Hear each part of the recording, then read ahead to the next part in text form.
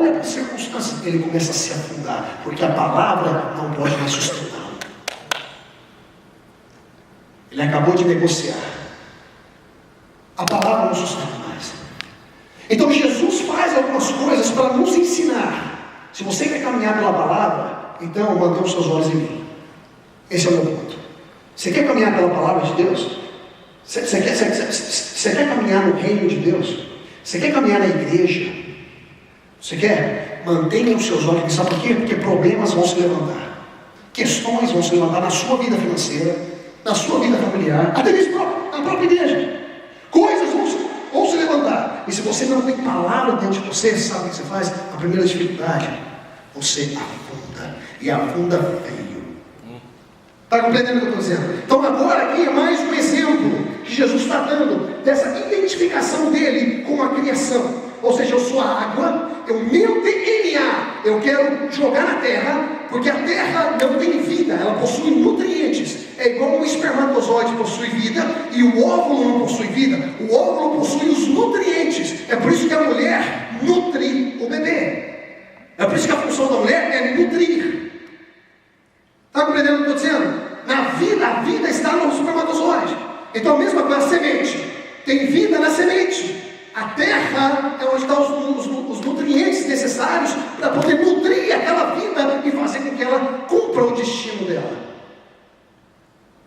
Estão compreendendo o que eu estou dizendo? Então Jesus pega o DNA, a vida, a criação, a palavra e joga na terra e trabalha com ela.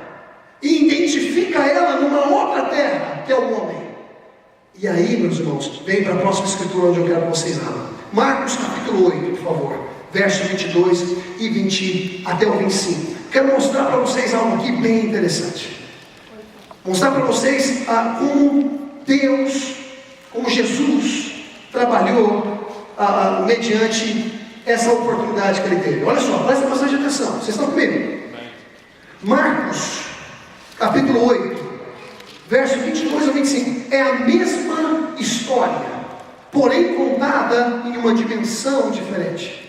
Às vezes você vai falar assim: poxa vida, ali em João está falando que Jesus cuspiu na terra, aqui não está falando que Jesus cuspiu na terra.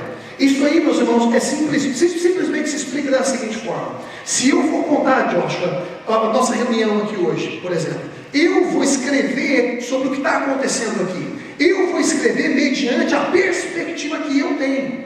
Aquilo que me chama mais atenção não é o que te chama mais atenção.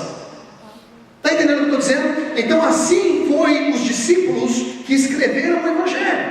Então algumas coisas, uma pessoa às vezes é mais detalhista que a outra, conta mais detalhes, mediante perspectiva, porque uma pessoa é mais estudada, outra pessoa não é, fala de uma forma simples, outra pessoa não fala de uma forma simples. Então muitas pessoas ficam tentando colocar essas coisas para tentar contradizer a Bíblia. Não. Por exemplo, existe uma passagem da Bíblia que diz assim: e Jesus entrando em Jericó, quando ele curou o cego Bartimeu. E aí, em um outro evangelho diz assim: Jesus saindo de Jericó. Então a pergunta é essa: Jesus estava entrando ou Jesus estava saindo? Então, para uma pessoa que possui uma falta de estudo, ignorante, ela começa a estabelecer pontos para comprovar a tese dela, a interpretação dela. É por isso que nascem muitas linhas teológicas. Mas porque a pessoa não busca preparação. E é por isso que a pessoa é destruída dentro da contradição dela. Então os estudos dizem que existia nessa época de Jesus a nova Jericó e a velha Jericó. Então um contou que Jesus estava saindo de Jericó, talvez saindo da nova Jericó, talvez saindo da velha Jericó, eu não sei. Mas em outro disse assim: entrando Jesus em Jericó, talvez entrando na velha, talvez entrando na nova, eu não sei. Mas existia duas Jericó, existia a nova, existia a velha. A Bíblia não está se contradizendo. Estão compreendendo o que eu estou dizendo? Mas essa informação também foi de graça.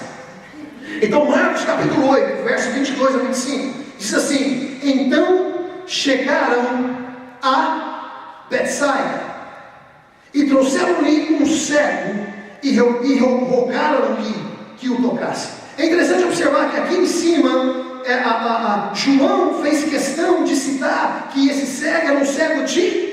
nascença. Mas para Marcos, isso não importa se ele era cego de nascença, não importa se ele era cego há um dia, o que importa é o que eu vi. Eu falo para você o que eu vi. Eu vi Jesus cuspindo e colocando esse negócio no olho dele, e o homem voltou a ver. Pode acreditar num negócio desse, rapaz? Voltou a ver. Para João, ele quis o quê? Citar aqui cego de nascença. Aí ele quis citar a conversação que Jesus teve com os discípulos, o questionamento. Aí depois ele cita o que Jesus disse, a resposta de Jesus, porque é para que se manifeste a obra de Deus.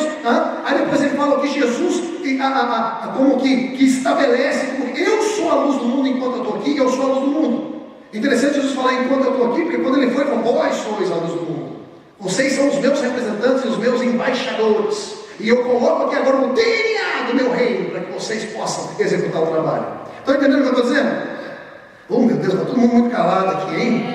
Ai, eu prego com o seu amém ou sem seu amém. Eu estou muito feliz com a minha pregação. Vou terminar aqui, eu mesmo vou dar oferta para mim mesmo. Glória a Jesus. Aleluia. Que bom ver um sorriso de vocês. Isso me alegra tanto. Amém. Ok. Então Marcos, ele como que não se concentra muito nos detalhes, ele simplesmente conta um fato que impactou ele. Ai, cara. Ele era americano, Marcos? Você é americano, né? Talvez ele fosse também. Mas então, se fosse brasileiro, rapaz! Se fosse português, pode. Se fosse mexicano, caballero. Ok.